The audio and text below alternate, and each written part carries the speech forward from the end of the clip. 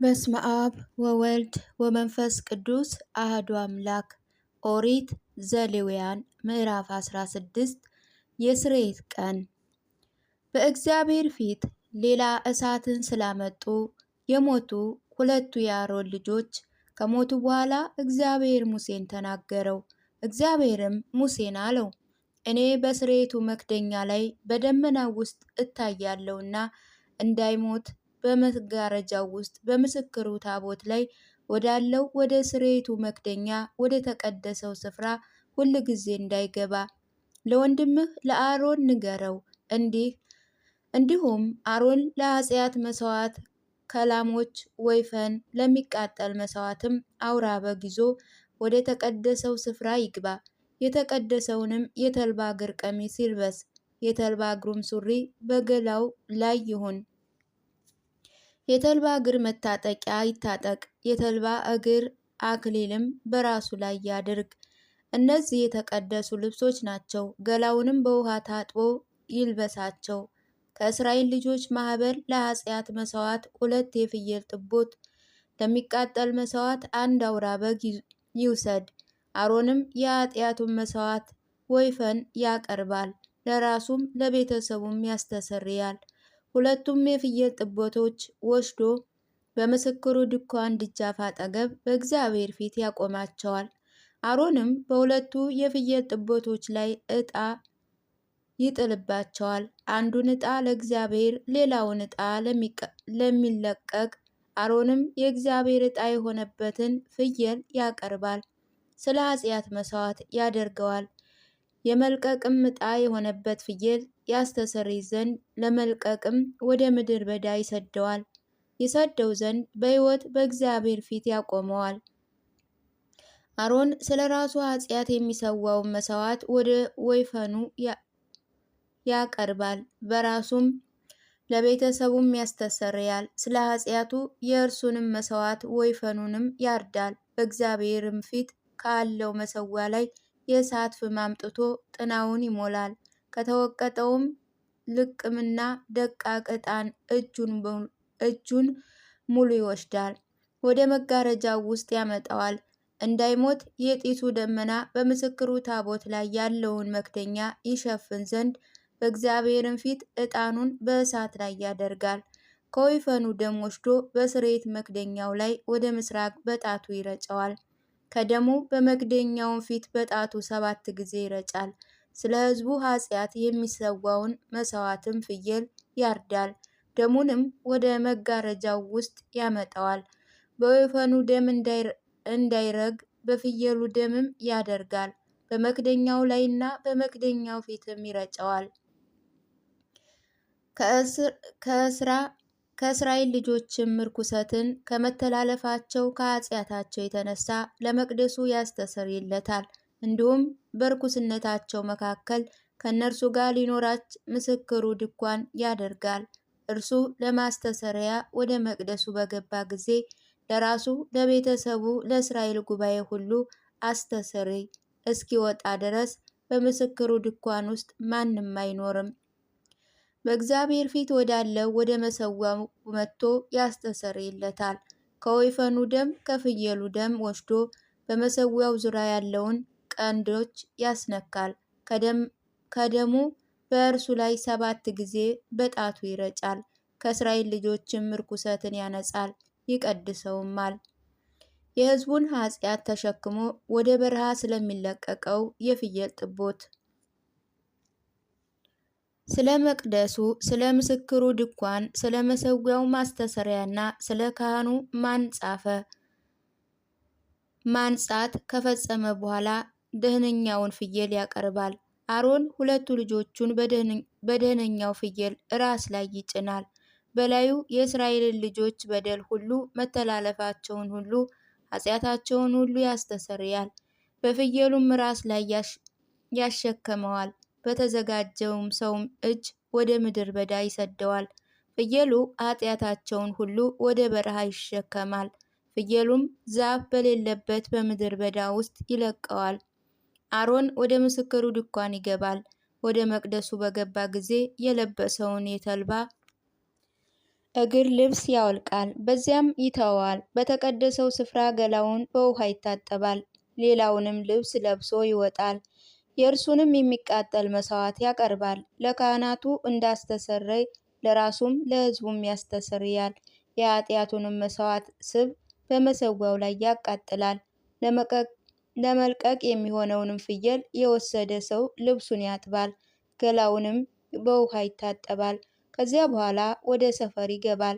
ለማስተሰሪ እንዲሆን ደማቸው ወደ መቅደስ የገባውን የኃጢአቱን መሥዋዕት ወይፈንና የኃጢአቱ መሥዋዕት ፍየል ከሰፈሩ ወደ ውጭ ያወጧቸዋል። ቁርበታቸውንም ሥጋቸውንም ፈርሳቸውን በእሳት ያቃጥላሉ። ያቃጥሏቸውም ሰው ልብሱን ያጥባል፣ ገላውንም በውሃ ይታጠባል። ከዚያ በኋላ ወደ ሰፈር ይገባል። ይህ የዘላለም ሥርዓት ይሁንላችሁ። በዚያ ቀን ትነጹ ዘንድ ማስተሰሪያ ይሁንላችሁ። በሰባተኛ ወር ከወሩ በ10ኛ ቀን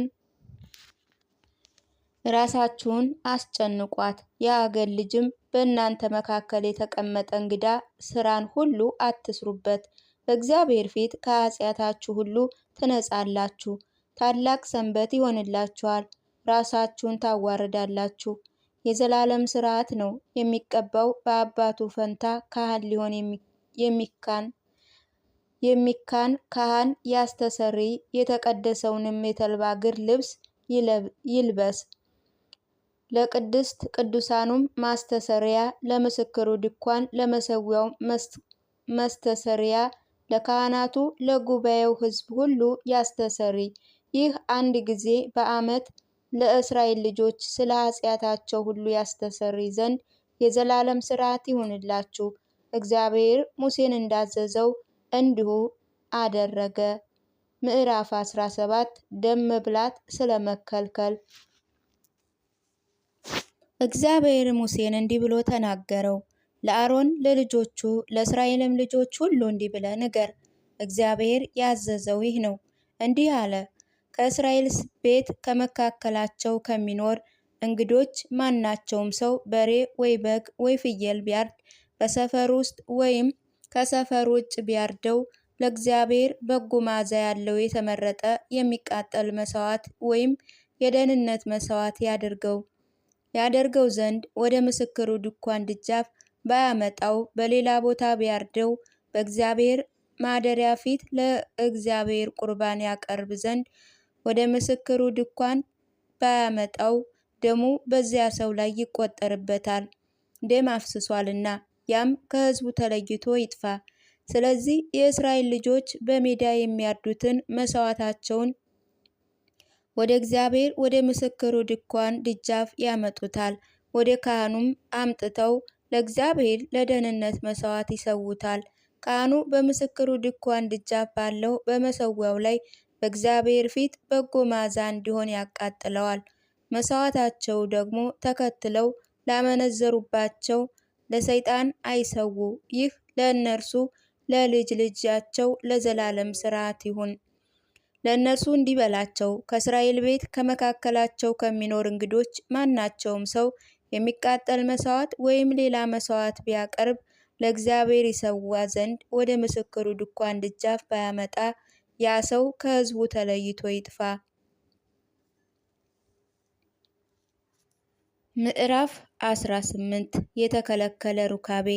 እግዚአብሔር ሙሴን እንዲህ ብሎ ተናገረው። ለእስራኤል ልጆች እንዲህ ብለህ ንገራቸው፣ እኔ እግዚአብሔር አምላካችሁ ነኝ። እንደ ተቀመጣችሁባት እንደ ግብፅ ምድር ሥራ አትስሩ። እኔም ወደ እርሷ እንደማገባችሁ እንደ ከነዓን ምድር ሥራ አትስሩ። በምሥርዓታቸው አትሂዱ። ፍርዴን አድርጉ፣ በእርሷም ትሄዱ ዘንድ ሥርዓቴን ጠብቁ። እኔ እግዚአብሔር አምላካችሁ ነኝ። የምሰራቸውን በእርሱ በሕይወት ይኖሩና ሥርዓቴን ፍርዴን ጠብቁ። እኔ እግዚአብሔር አምላካችሁ ነኝ። ከእናንተ ማንም ሰው ኀፍረተ ሥጋውን ይገልጥ ዘንድ ወደ ሥጋ ዘመዱ ሁሉ አይቅረብ። እኔ እግዚአብሔር አምላካችሁ ነኝ። የአባትህን ኀፍረተ ሥጋ የእናትህን ኀፍረተ ሥጋ አትግለጥ፣ እናትህ ናትና። ኀፍረተ ሥጋዋን አትግለጥ። የአባትህን ሚስት ኀፍረተ ሥጋ አትግለጥ፣ የአባትህ ኀፍረተ ሥጋ ነው። የእህትህን ኀፍረተ ሥጋ አትግለጥ። የአባትህ ልጅ ወይም የእናትህ ልጅ በቤት ወይም በውጭ የተወለደች ብትሆን ኀፍረተ ሥጋዋን አትግለጥ። የወንድ ልጅህን ሴት ልጅህን ኀፍረተ ሥጋ ወይም የሴት ልጅህን ሴት ልጅ ኀፍረተ ሥጋ አትግለጥ፣ የአንተ ኀፍረተ ሥጋ ነውና። ከአባትህ የተወለደችውን የአባትህን ሚስት ልጅ ኀፍረተ ሥጋም አትግለጥ። ከአባትህ የተወለደች እህት ናት፣ ኀፍረተ ሥጋዋን አትግለጥ። የአባትህን እህት ኀፍረተ ሥጋ አትግለጥ፣ የአባትህ ዘመድ ናትና። የእናትህን እህት ኀፍረተ ሥጋም አትግለጥ፣ የእናትህ ዘመድ ናትና። የአባትህ ወንድም ሚስት ኀፍረተ ሥጋም አትግለጥ፣ ዘመድህ ናትና። የምራትህንም ኀፍረተ ሥጋ አትግለጥ፣ የልጅህ ሚስት ናትና። የወንድምህን ሚስት ኀፍረተ ሥጋ አትግለጥ፣ የወንድምህ ኀፍረተ ሥጋ ነውና። የሴትና የሴት ልጇን ኀፍረተ ሥጋ አትግለጥ። የወንድ ልጇን ሴት ልጅ ወይም የሴት ልጇን ሴት ልጅ ኀፍረተ ሥጋዋን አትግለጥ። ትገልጥ ዘንድ አትግባ፣ ዘመዶች ናቸው፣ ኃጢአት ነው። በእህትህ ላይ እንዳትቀና፣ ሚስትህ በሕይወት ሳለች የእህትህን ኀፍረተ ሥጋ አትግለጥ። እርሷ በግዳጇ ርኩሰት ሳለች ኀፍረተ ሥጋዋን ትገልጥ ዘንድ ሳትነጻ በግዳጇ ወዳለች ሴት አትቅረብ። ከባልንጀራ ሚስት ጋር አትተኛ፣ ዘርህንም አትዝራ። ከዘርህም አምሎክ አትስጥ፣ የአምላክህንም ስም አታርክስ። እኔ አምላክህ እግዚአብሔር ነኝ። ከሴት ጋር እንደምትተኛ ከወንድ ጋር አትተኛ፣ ጸያፍ ነገር ነውና። ዘርህን በእርሷ ላይ እንዳትዘራና እንዳታረክሳት ወደ እንስሳት አትሂድ። ሴት ከእርሱ ጋር ትተኛ ዘንድ በእንስሳ ፊት አትቁም፣ የተጣላ ነገር ነውና። ከፊታችሁ የማሳድዳቸው አሕዛብ በእነዚያ ሁሉ ረክሰዋልና፣ በእነዚህ ነገሮች ሁሉ አትርከሱ። ምድሪቱ ረከሰች፣ ስለዚህ ኃጢአቷ በእርሷ ላይ መልሳለሁ። ምድሪቱንም የሚኖሩባት ሰዎች ትተፋለች። ሥርዓቴን ፍርዴን ጠብቁ። እናንተ የሀገር ልጆች በእናንተ መካከል የሚኖሩትን እንግዶች ከዚያ ርኩሰት ምንም አትስሩ። ከእናንተ በፊት የነበሩ የሀገር ልጆች ይህ ርኩሰት ሁሉ ሰርተዋልና ምድሪቱንም አርክሰዋልና። ምድሪቱ ከእናንተ በፊት የነበረውን ሕዝብ እንደተፋች ባረከሳችኋት ጊዜ እናንተንም እንዳትተፋችሁ ተጠንቀቁ። ከዚህ ርኩሰት ሁሉ ማናቸውም የሚያደርግ ያ ሰው ከሕዝብ መካከል ተለይቶ ይጠፋልና። ስለዚህ ከእናንተ በፊት የነበረ ሰው የሰሩትን ጸያፍ የሆነ ሕግ ሁሉ እንዳትሰሩ፣ በእነርሱ እንዳትረክሱ ሥርዓቴን ጠብቁ፣ እኔ እግዚአብሔር አምላክ ነኝና። ምዕራፍ 19 የቅድስናና የፍትህ ሕግ። እግዚአብሔር ሙሴን እንዲህ ብሎ ተናገረው። ለእስራኤል ልጆች ማኅበር ሁሉ እንዲህ በላቸው፣ እኔ እግዚአብሔር አምላካችሁ ቅዱስ ነኝና እናንተም ቅዱሳን ሁኑ። ከእናንተ እያንዳንዱ አባቱን እናቱን ይፈር፣ ሰንበትንም ጠብቁ። እኔ እግዚአብሔር አምላካችሁ ነኝ። ጣዖታትን አትከተሉ፣ ቀልጠው የተሰሩትንም የአማልክት ምስሎች ለእናንተ አታድርጉ።